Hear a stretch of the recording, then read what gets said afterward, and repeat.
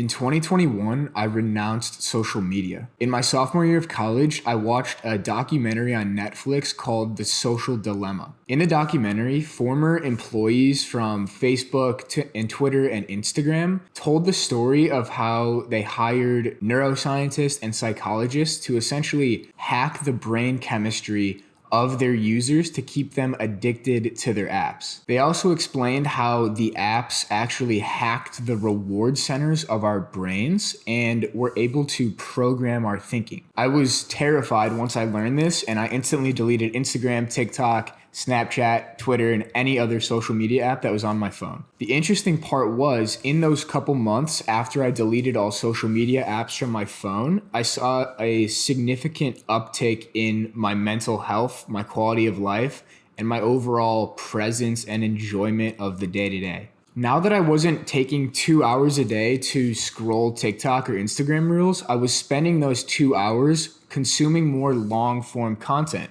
like lectures on YouTube, podcasts on Spotify, and really getting into books again for the first time in my life. I realized that even though I deleted the majority of social media apps from my phone, I was still spending a lot of time consuming two apps in particular, YouTube and Spotify. But the interesting thing is those two apps I noticed were actually bettering the quality of my life. It was because I realized I unsubscribed and unfollowed any account that was political or entertainment or sports or meme accounts that weren't serving me, and I'd restarted my social media diet with a clean slate. I began to actually program myself to become obsessed with psychology, self-improvement, neuroscience, health by following people like Jordan Peterson, Hamza, Naval, and Andrew Huberman. I realized because I had curated my information diet, social media had started to have a positive impact on my life, despite what that documentary told me.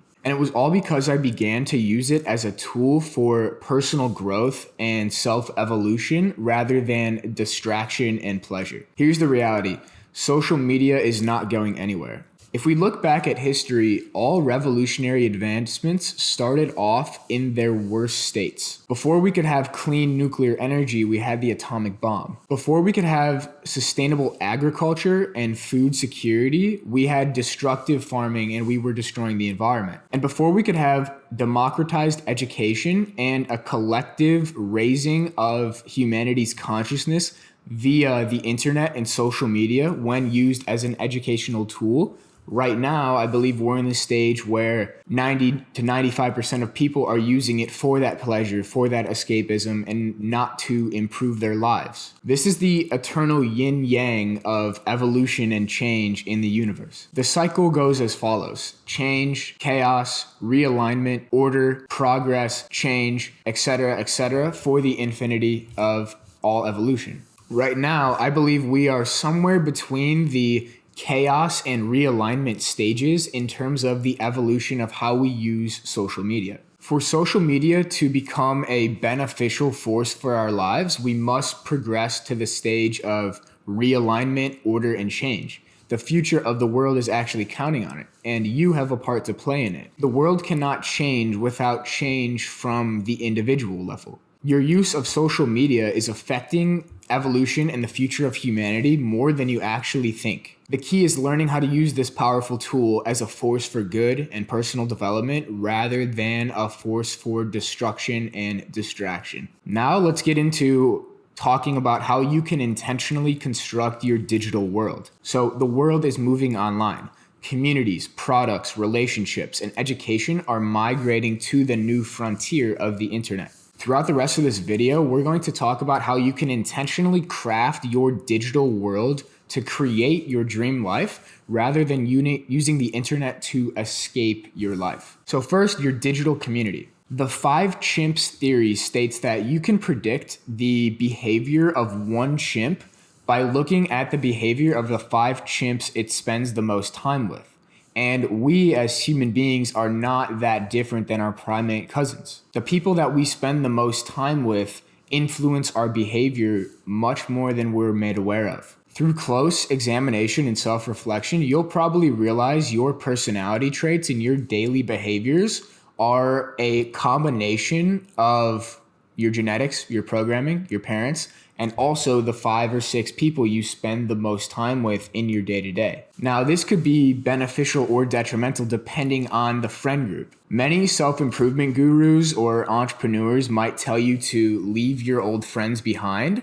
And while there could be some truth of that, I think reality is a lot more nuanced. In reality, if you are on any type of personal development journey and you choose to leave the people you grew up with behind, I think you're doing yourself a major disservice, especially if those people are day one friends, brothers, sisters who know you at your core and want you to succeed. But just by sheer probability, the odds that one of your high school or college friends that are interested in online business, the creator economy, or personal development on this level are very, very low. So by partaking in this new frontier of online business and personal development called the creator economy, you're at the tail end of the bell curve, right? If the average population is in the middle of a bell curve, people that are on this new frontier, building businesses, sharing their thoughts online, creating videos like this, they are at the tail end of the bell curve. And so the odds that people you grew up with are going to also be on the tail end of the bell curve are very, very low. And so the point is, most of your geographical based friends are not going to be on this same journey as you. They're not going to be playing the same game that you are. And so this is where digital friendships come in. In the online world, friendships are no longer limited by geography. Instead, friendships are made online through cyberspace via common interest, common goals, and common values. When you create a personal brand in the creator economy, whether it's on Instagram, Twitter, YouTube, and you're talking about your interest in what's important to you, your personal brand actually becomes a magnet for those like-minded people to join your tribe or your community. The ideas that you put out on the internet are actually like the frequencies that attract those like-minded people to your magnet, your personal brand. By sharing your ideas online, you dramatically increase the chances that you find people from around the entire world. There are 5.2 billion people on the internet that are strikingly similar to you in terms of what they're interested, where they want to go in life, and their natural curiosities. And the coolest thing is, you can bring those digital online friendships in real life. It's only a matter of time that happens once you are in the game for long enough. And so the first really close friend I met from Twitter was my friend Matt Mick. You can follow him on Twitter at @TheMattMick. We originally met in January 2023 because we were both writing on Twitter about similar topics. Philosophy, psychology, self-actualization, wanting to travel, freedom, all of these things. And we realized we were at such a similar stage in life. We each had one more year of college left. We were starting to grow a following online. We were starting to make money online. And so we met up in San Francisco in 2023. Meeting him proved to be incredibly valuable because we both were able to make the leap to go all in on entrepreneurship, on digital nomadism, on the creator economy together. Whereas if we would have been doing it alone, the odds we would have made the leap would have been much lower. So we both decided, after making a full-time income online ghostwriting, to move to Buenos Aires together and go all in on the creator economy.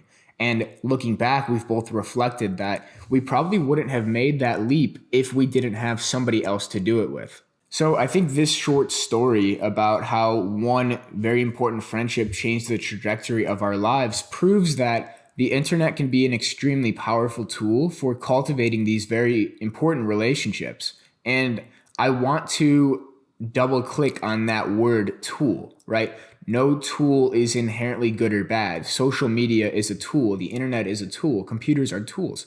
How you use it determines if it will be good or bad. Next, let's talk about your information diet. So the internet, when used intentionally with conscious awareness, can provide you with a more high quality education than a Harvard degree. Anything you want to learn that has ever been published is on the internet for free. We literally have access to the Library of Alexandria at our fingertips. You can look up anything and get an answer within 5 to 10 minutes of some digging. It's unbelievable. But when people actually pay for like online courses or online programs or coaching, it's not necessarily the information they're paying for, because the information is abundant. What they're paying for is the streamlined and condensed information so they can implement the information quicker. So courses or online coaching can be extremely valuable for accelerating your speed of progress in the digital economy.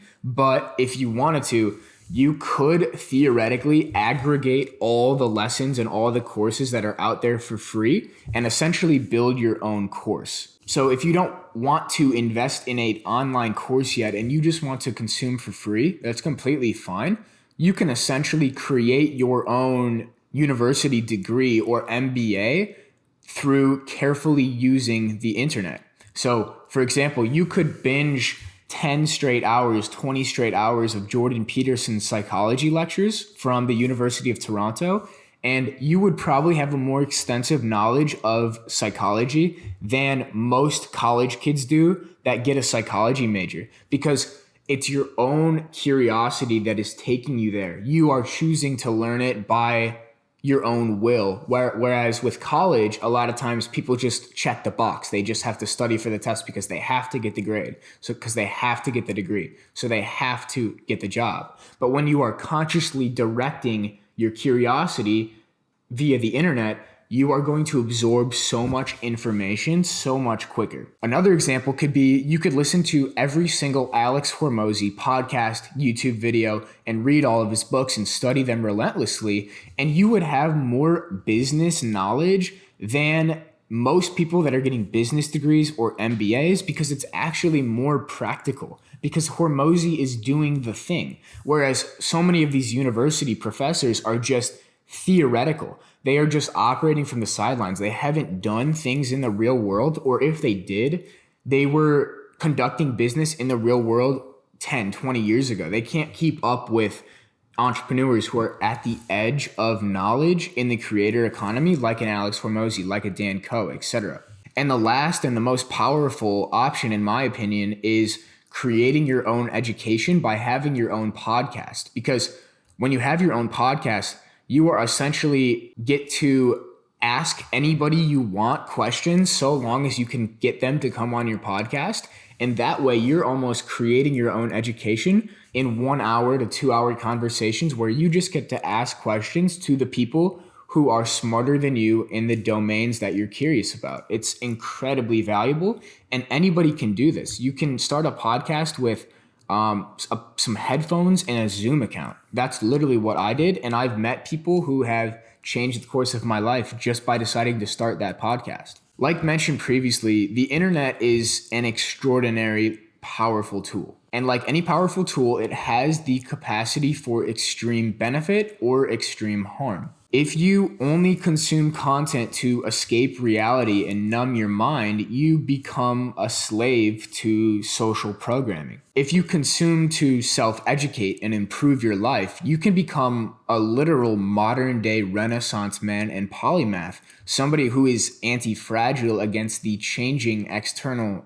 circumstances in the economy. If you don't intentionally choose what to consume, you will be fed what society says you should consume, and what you consume will consume your ability to think freely and independently. So next, let's talk about your content ecosystem. So once you jump to the opposite end of the spectrum and you go from consumer to creator, you begin to actually own digital real estate in the online world via the content you are putting out on the internet. The creators who own the most digital real estate and build on top of that attention they capture via projects, courses, etc., will be rewarded the most. So you build digital real estate in this new digital economy, the creator economy, by understanding the content game. So you need to learn how to write, how to storytell, how to build a network, how to capture attention, how to dominate one platform, how to balance depth and virality, how to distribute your content across all channels and all platforms. And I will be teaching this in a one-on-one setting in my upcoming VIP cohort, the Creator Catalyst. So if you want to work with me over 4-week sprints to make 12 months of progress on your branded business, click the link in the description to check out the landing page and see if you'd be interested. Once you begin to master the content game on one platform, you can begin to bring those validated ideas to other platforms, and you can become something that is called omnipresent. Omnipresent basically means you are everywhere. So when somebody goes on X, you are there. When they go on Instagram, your story's there, your post is there. When they go on YouTube, you have a new video. When they go on Spotify, you have a new podcast. And so if you think about the biggest creators, the ones who come to mind when I even say the word big creator, chances are they are omnipresent. They are everywhere you look on your phone. Whenever you click on an app, they are there. So they're owning an immense amount of digital real estate in this digital economy. Whenever I go on any social media app, I see Alex Hormozy, Dan Coe, Hamza, Andrew Tate, Chris Williamson, Jordan Peterson, and Naval in some capacity without fail. And because I see them everywhere, they stay so top of mind for me, and their ideas stay so top of mind for me. But you must stay in the game of content creation for years, not weeks, not months, for years, if you want to become omnipresent and be seen essentially everywhere. To build digital real estate and a brand that people really respect and will buy from eventually, you must be willing to play the game and iterate within the game for at least 7 to 10 years. 7 to 10 years, not weeks, not months, years, right? All of those creators that I just listed out, they've been creating in some capacity for anywhere from 5 to 10 years. And so adopting a long-term mindset when it comes to building your digital world in the creator economy and creating content and becoming a thought leader or an influencer, and not in the normal state of the Instagram model influencer, a person who can influence people's lives for growth, for progress, for behavior change. It's going to take 5 to 10 years. The odds are you are not the type of person yet who is capable of influencing society for a positive behavior change. But if you adopt the mindset that I'm going to post a tweet every day for 10 years and I'm going to learn every day and get better, by the time 10 years comes along, 99.999% of people will have quit. And so you'll be left standing. Plus, you'll be so much different in terms of the quality of your ideas and the quality of person you are versus when you started 10 years ago. And so a point I always say to people that are interested in starting to create content or building an online business is, if you're not willing to do it for 10 years, don't even do it at all, because that's what it takes to really have the amount of success that you want to have. Next is your product ecosystem. So this is one layer deeper than the content game. So I want to use this analogy. Owning physical real estate without building property on top of that real estate is wasted land. Owning digital real estate, content, podcasts, YouTube, etc., without building projects on top of it is wasted attention. To provide value to your audience beyond your content, you need to build a product that influences and changes their lives. To create financial abundance and wealth on top of your social media audience, you need to build projects. You are not going to get paid well via AdSense on Twitter or on Instagram or on YouTube.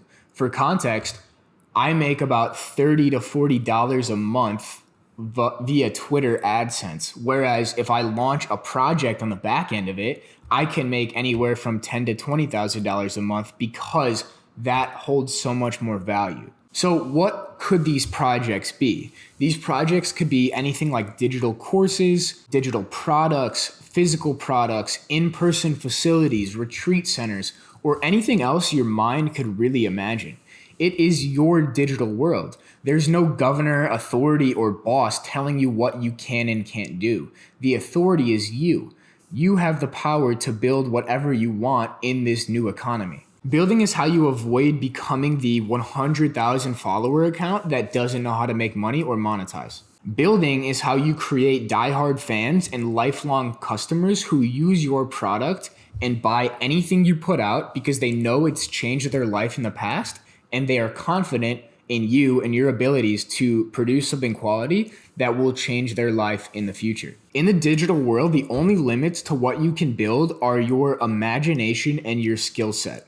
And the only limits to what you can sell are your understanding and knowledge of marketing and sales. You should build creative projects that are similar to pieces of art, but you should learn marketing and sales so you don't become one of these starving artists or starving creators. When you understand you can build the reality you want with the people you want and the projects you want and the financial abundance you want in this new digital economy, it becomes extremely exciting. It took me way too long to start building a project. It took me about a year in the game to start building something real. But now that I've taken that step into the unknown, all I can think about are the next projects I want to build. So some ideas I have are like writing a book, making like a library or a coffee shop, a retreat center, an online university, a performance course, a business course, a focus stack, supplement line, maybe mixing house music on YouTube. I don't know. But the cool thing about the online world is there's no limits to what you can build. The only limits are the closed nature of your mind. With that being said, if you made it to the end, thank you for watching. If you're interested in learning how to take these initial steps in terms of building your business, building your personal brand, building creative projects that are aligned with you and the people you want to work with and be massively rewarded for it in the new digital economy, check out my program in the description, Creator Catalyst. It will be running throughout the month of March.